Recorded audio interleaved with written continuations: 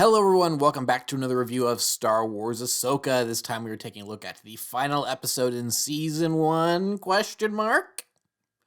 And so the big finale that we've all been waiting for, and the story's not done, so roll on the second season. I'm pretty sure this is getting a second season. And if it doesn't get a second season, then it's like this is definitely getting covered in, like the Mandoverse movie or whatever, the Heir to the Empire, whatever the heck they're gonna call it, Filoni's movie. But this was a pretty solid finale. I like how it did kind of play with some fan theories and followed through on them, but also kind of subverted expectations. Because the second everyone saw the night troopers, they assumed immediately they were zombies, and that was not the case. They were regular people still. They were the old stormtroopers that were on board the Chimera when it got lost. But then they died, and then they got turned into death troopers. So so it's funny where it's like, yeah, that did eventually happen. It just wasn't right off the bat like a lot of people thought. So I'm like, okay, I like that, because that was kind of cool. Then I also thought it was interesting, like, that Ezra made it back, but then Ahsoka, Sabine, and Huyang got stuck on Peridea. That I thought was an interesting twist on fan theories, because I kind of thought it'd be everyone or no one, where Thrawn manages to escape while Ezra, Sabine, Huyang, and Ahsoka are stuck on Peridea, or they all get to escape, like they pull an Empire Strikes Back and they hitch a ride on the Star Destroyer and make it back to the regular, to the main Star Wars galaxy. So it's interesting that they kind of split it, not exactly down. It's definitely not down the middle, but they went halvesies, where it's like, yeah, some people got left behind, but some people did get to go home. And curse you, Dave Filoni, why didn't you let us see Ezra hug Space Mom? Let us see Ezra hug Space Mom. It's been 10 years for them. It's like, let them hug it out at the end. You let Sabine and Ezra have the big hug fest, and let Hera have the moment. It's like, come on. Now I will say something that felt a little out of character to me was Chopper's reaction to it being Ezra. But of course we haven't seen the whole scene. It's like he quickly ran up to him and he was like, "You're back, you're back, you're back." And then it's like, where have you been? Where have you been? I thought it was funny. It's like, I can kind of understand. But he didn't like run over his foot or shock him or anything. So I'm gonna laugh if like season 2 of Ahsoka picks up right at that moment. And it's like, it's so good to be back. I mean, even Chopper's being nice, and he gets zapped. It's like, okay, never mind. Chopper's not being nice to me. He just laughs to himself. That'd be funny. But we've got Ezra back in the main galaxy, so he's gonna have some sort of questions about other things that happened that Hera might be able to answer in further details that Sabine omitted. It's like, does he know that there's another Jedi running around out there that defeated? Because like, he knows the Emperor is dead, but how is the Emperor dead? It's like, what about the Jedi that defeated him? Of course, the Jedi that defeated him is Anakin Skywalker. But that's a detail probably not a lot of people know, and I'm sure everyone just attributes it to Luke. So it's like, are we going to get deep fake Luke Skywalker and Ezra Bridger live action meetup? And that could be cool. They could commiserate over the fact that they both have dead masters. Girls that they were once attracted to and then later found to be sisters. They've got a lot in common, those two. Oh no, that just popped in my head. It's like, oh yeah, Sabine, I've always thought of you as a sister. Cut to every moment from the first 2 seasons of Rebels where he is hitting on Sabine relentlessly. It's like, yeah, he clearly grew out of it, but that's just really funny to think of. Oh boy, that should not be something that pops up that often in a kids franchise. But yeah, so yeah, Ezra's back, which is great. I do want to see the look on Senator Ziono's face when Ezra's back. He's like, "Oh no, Grand Admiral Thrawn. The reason I'm here is because I was on board his Star Destroyer, and I left before they figured out I was there when we got back in the main galaxy, and I fled to the first habitable system that was nearby, and then I got in contact with with the fleet, and I found Hera." So yeah, you guys will have to deal with Thrawn now. it's like just I can just imagine the side eye that Hera's gonna give Ziono. It's like, way to go, buddy. So yeah, of course Thrawn's back, and I find his his partnership with the Night Sisters very, very interesting.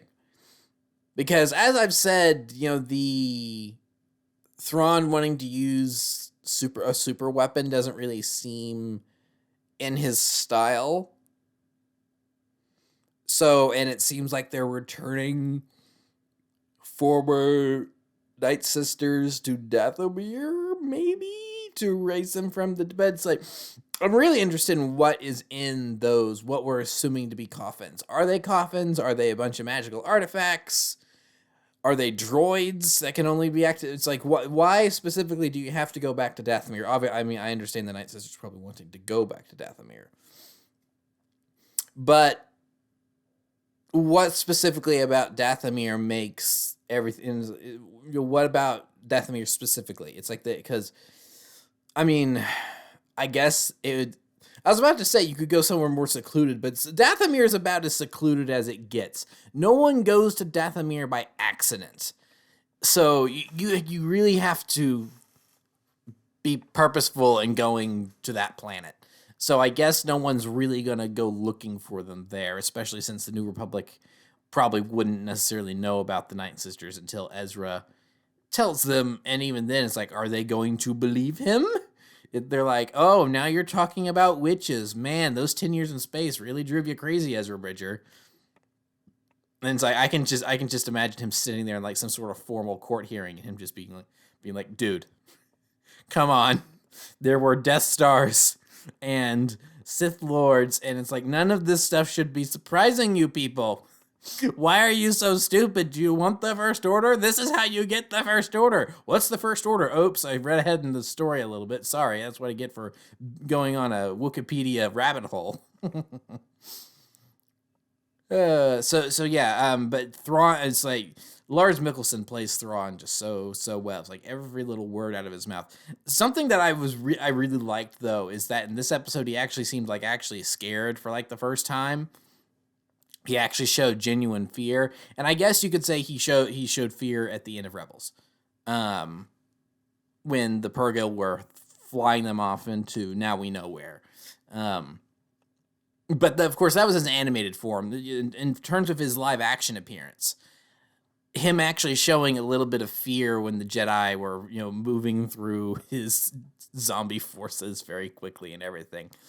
And it's like, ooh, they could catch up to me. It's like, and having firsthand experience of dealing with Ezra before, him having that little twinge of fear, I thought was just kind of an interesting little character choice there. It's like, because Thrawn, it's like Thrawn isn't really intimidated by much, but now he knows enough to actually be intimidated by stuff. So yeah, that was very, very. I thought that was that was cool too. That was a cool kind of character note to give him right there. It's like, ooh, he does show fear. So I did like the line that when he was discussing the stormtroopers that volunteered to be left behind, he did say, you explained it. It's like he was making sure they knew what they were doing, because again, he's not a commander that just wastes troops needlessly. And Elsbeth was like, yes, they understand. He says, and they know that this is for the security of the galaxy, or safety, or however he put it. So that's probably the first little hint that he's doing all of this to try to protect the galaxy against the Grisk. But it's like, I understand. It's like, for us that know, it's like, why don't they just say it? I think I understand. It's like, for people that don't know, and maybe they only know Thrawn from Rebels and they haven't read any of the books or know much of his backstory or anything, or people that have no idea who Thrawn is and this is the first time they're seeing him, it would be probably a little bit much. Or at the end of this episode to go, yes, now we can get back to work of protecting the galaxy against these invaders, and then like showing a hologram of the risk. And people would, there would be a lot of people going, I have no idea what's going on. What the heck is this? I'm so confused right now. So it probably is better that we treat Thrawn as more of your typical, big bad villain in this season. And then we get to the slowly unraveling of it's like, okay, he's on the opposite side because, he's still wanting to build up the empire and stuff, but it's like he's not necessarily doing it for the wrong reasons. He's not evil. He's just trying to, if we just disagree on what form of government would be able to protect the galaxy the best. And, to a degree, he's not wrong considering how feeble the New Republic is and everything. So, but the further intertwining of all of this eventually leading to the sequels. Very curious how they're going to stick the landing on that. They're building all this towards a big movie finale, at least for right now. And it's like, who knows, maybe that gets turned into a TV show and it never actually makes theaters. Or it becomes a comic book and it never actually anyway, but so they're all building it toward that. So how do they make it this big epic sizable conclusion without also kind of at the same time undermining itself because we know that the sequels still happen. And I don't know, maybe it's going to be this, no, but there's too much stuff because it's obvious that there's the Snoke clones. Well, but you could say that the Snoke clones were. I mean, I've just thought of something now, because immediately everyone thinks that in season 2 of Mando they go into that base and they find the clones and everything, and we assume that those are prototypes of what would end up being Snoke. And I think overall that's probably still the case. However, now after the finale of season 3 of Mando, with the Gideon clones and Moff Gideon wanting to put the Force in clones of himself, you could let me expand my thought and I'll get back to that. So what I was going to say was, because everyone's like, oh, Filoni and Favreau are gonna retcon the sequel trilogy, and I've never bought into that. However, could they provide an alternate ending, lower in the timeline, closer to Return of the Jedi, where you can go, okay, this is my finale, and I can ignore the sequels, but nothing is actually going to contradict existing canon? That I could see being possible, where they keep the Mandoverse kind of self-contained and like there's hints of bigger things going on, but for the most part, it's all kind of wrapped up. And then Filoni and Favreau can go, we're not saying the sequels never happened. They still happen. They're still canon. But if you want to stop with Heir to the Empire, then you can stop there, and it's not really, and it's like that's a pretty satisfying conclusion for you. It's like I could maybe see that happening. And then going back to the Moff, and part of their excuses there, it's like people go, well, what about the Snoke clones? It's like, well, we never said those were Snoke clones. The prototypes of Snoke. And when you really think of it, it's like it was actually prototypes of Moff Gideon's clones, and it was all leading up to. And it was all leading up to the finale of Mando season 3. And so, that closes that loop.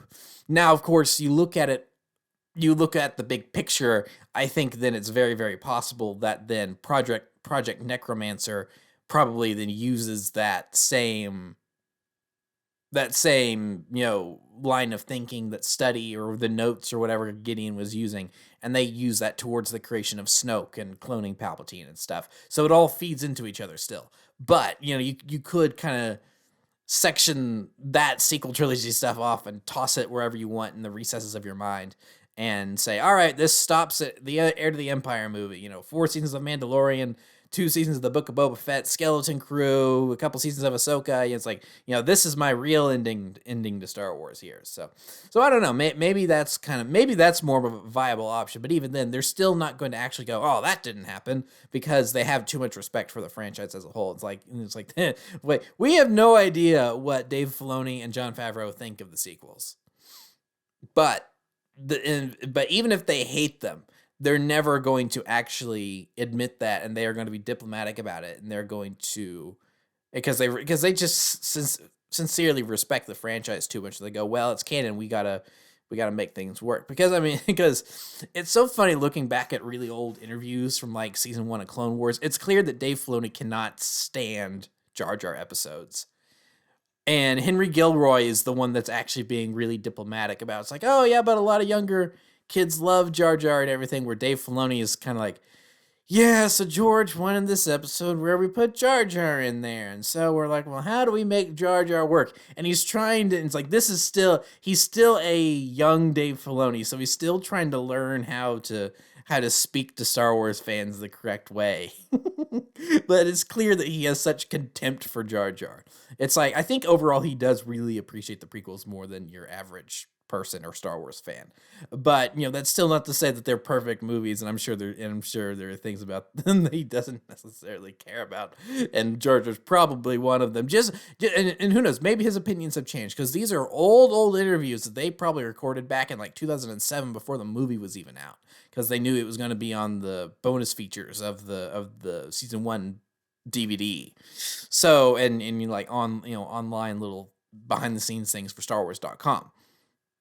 So that's over 15 years ago. His opinions may have changed. Jar Jar could now be his favorite character, seconded only to Plo Koon.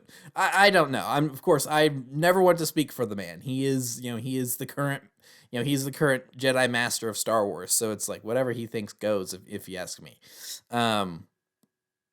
But it is just kind of, but it's like, but even then, he was trying to be diplomatic about it, and he's like, okay, well, I don't particularly care for Jar Jar, but we're going to try to make him work. And a lot of people say that Jar Jar does work in the episodes of Clone Wars he's in. He does work better than he does in the movies. Now, of course, your opinions may vary depending on person to person. Well, you figure that out for yourself. You forge your own opinions. I've never minded Jar Jar, but I was probably young enough when I saw him for the first time that that's just something I accepted, and I've just always been able to accept because of my age. So, anyway, what else? Okay, I will say one complaint about this episode is Baylan Skoll and Shin Hati really got the short end of the stick this episode, because they didn't really do anything at all, and that's why I'm like, okay, this is definitely getting a second season. Earlier I said it's like, well, if it doesn't get a second season, then its events will get covered in something else. It's like, I think it's pretty clear Dave means for this to be a multi-season show and not just brush over a quick catch up. Here's the quick little continuation before we mush on with the plot of this other thing in something else, like in the first 10 minutes of Heir to the Empire, which again we're just using as the running, running title, running name of the Filoni movie.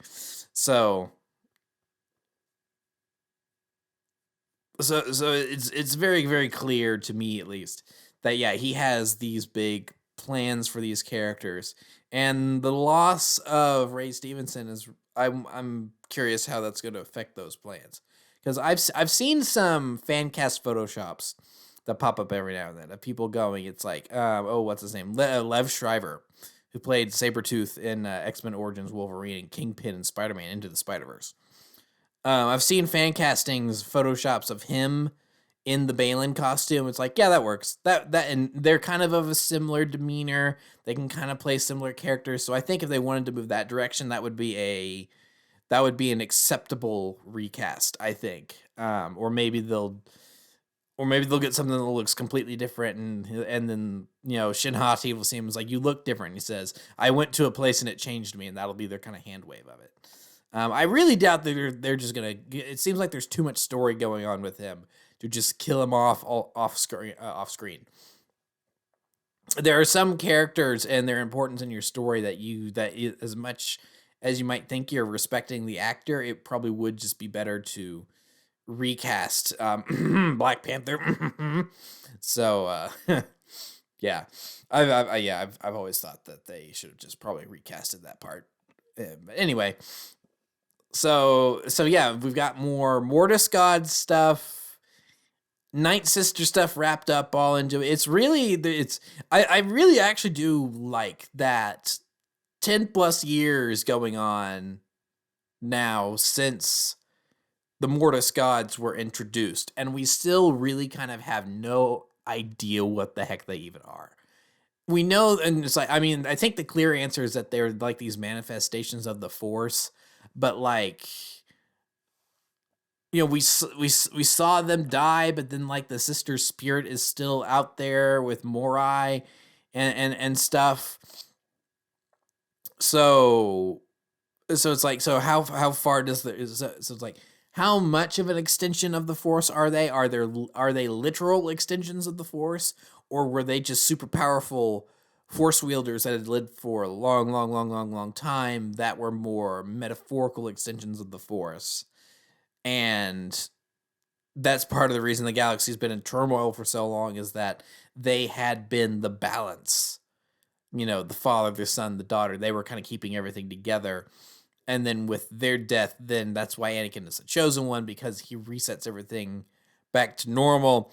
But then, of course, he dies not long after. So then there's still this imbalance, and that's maybe what leads to the First Order coming back and stuff. I don't know. It's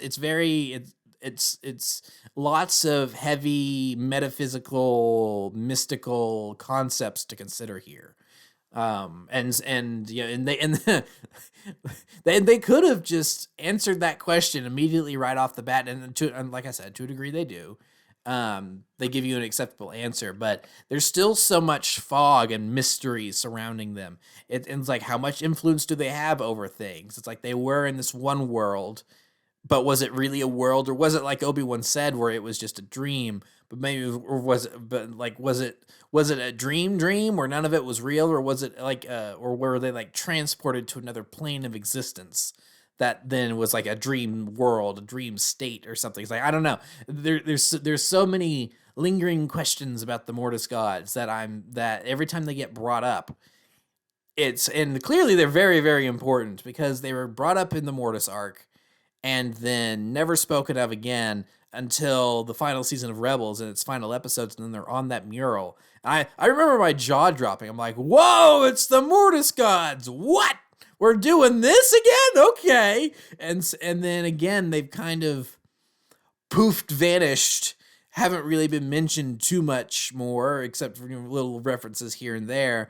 And then now we've got statues of them on Peridia. Is Peridia Mortis? Because Balin was looking at a thing in the distance that's very, very, very, very, very similar to what Anakin was looking at in the distance in that Mortis arc when he went to the father's temple or whatever, where, his castle, where he was staying. So yeah, lots and lots of questions around the Mortis gods, and what it's like.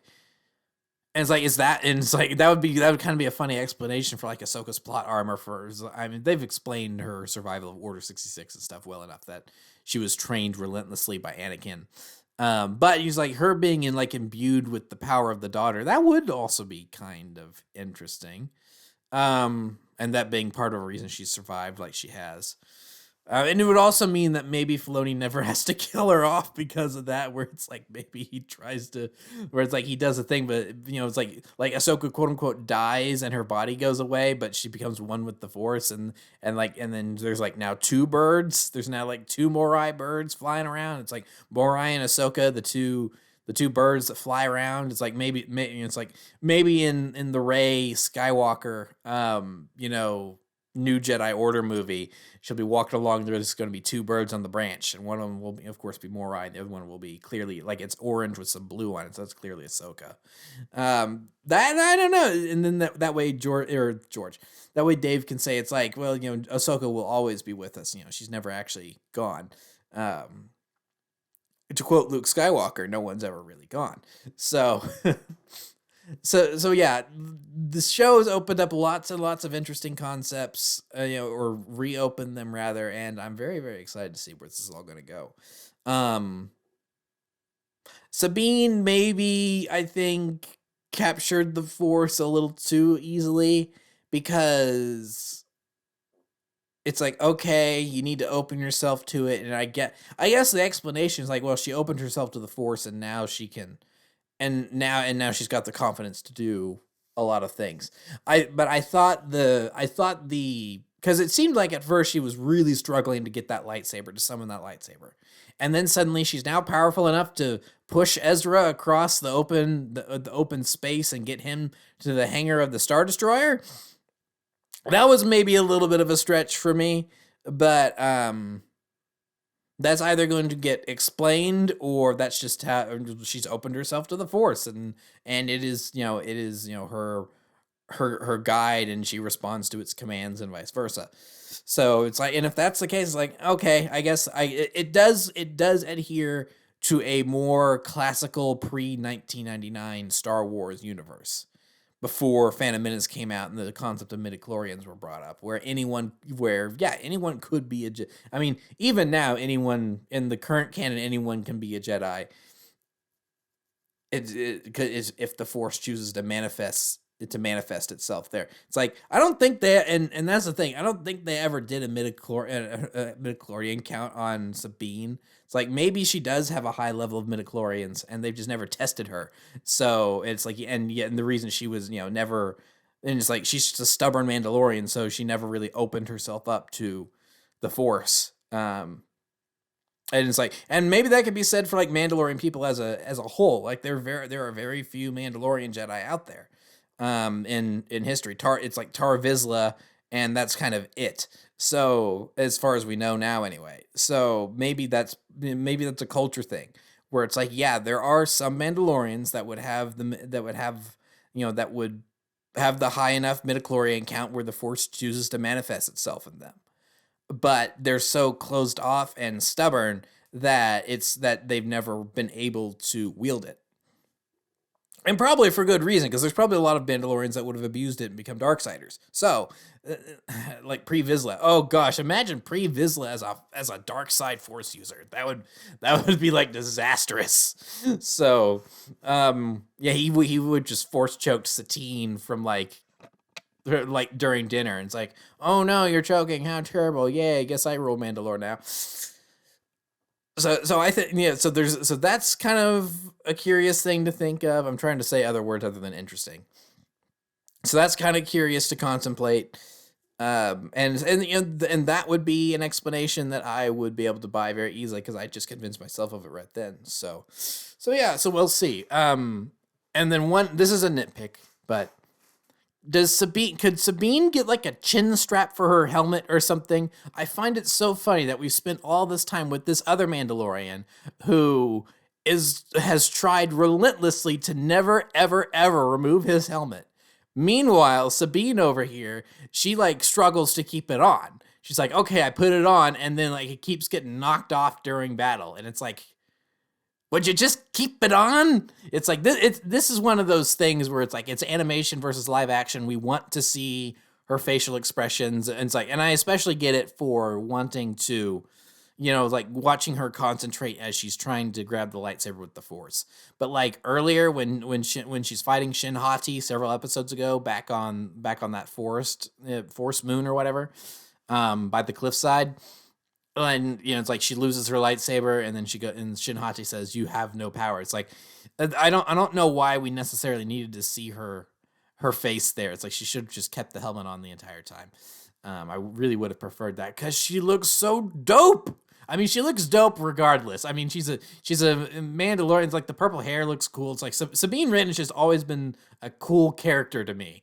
It's like, okay, it's like a graffiti artist, teenage Mandalorian, and so yeah, I've just always thought that was a cool character idea. But especially now, it's like, I mean, but I mean, the helmet completes the look. It's like you got the rangefinder, and it's the night owl helmet, and and it's the armor and it's the darker color palette, and it's like, it just looks cool. Dang it! It's like, keep the helmet on, please. So it's like, I know it's because we want to see her face for action scenes and stuff, but it's like, for Pete's sake, you've made an entire TV show where the whole point behind this guy is he never removes his helmet. So it's like, could you just apply some of those principles to Sabine Wren, so that way it's like her almost losing. I was really afraid there for a moment. I thought she was going to leave her helmet behind, and then like Indiana Jones there at the last second, she picks up her helmet and leaves with Ahsoka to get back in the T6 shuttle.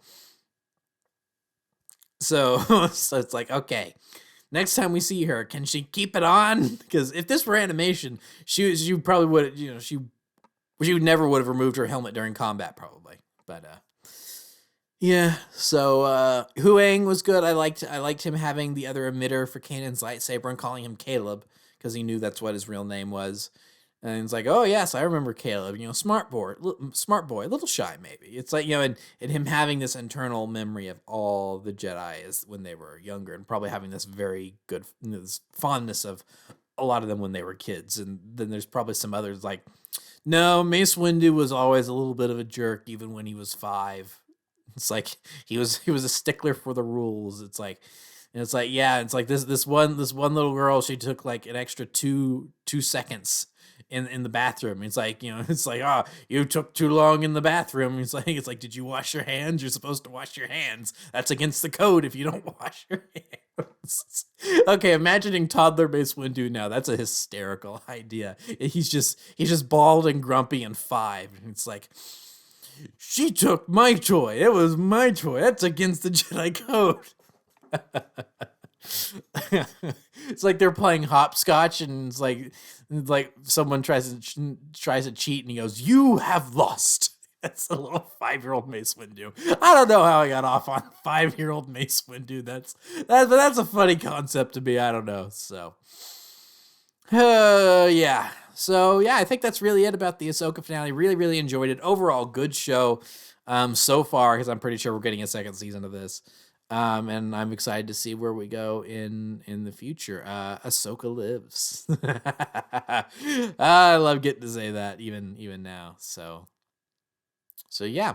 All right. So that'll be it for this review. Remember to like, comment, subscribe, all that great stuff. Remember to follow me on Twitter and Instagram. Those links are, of course, in the description below. And I'll see you guys next time. Thank you so much for watching, and goodbye.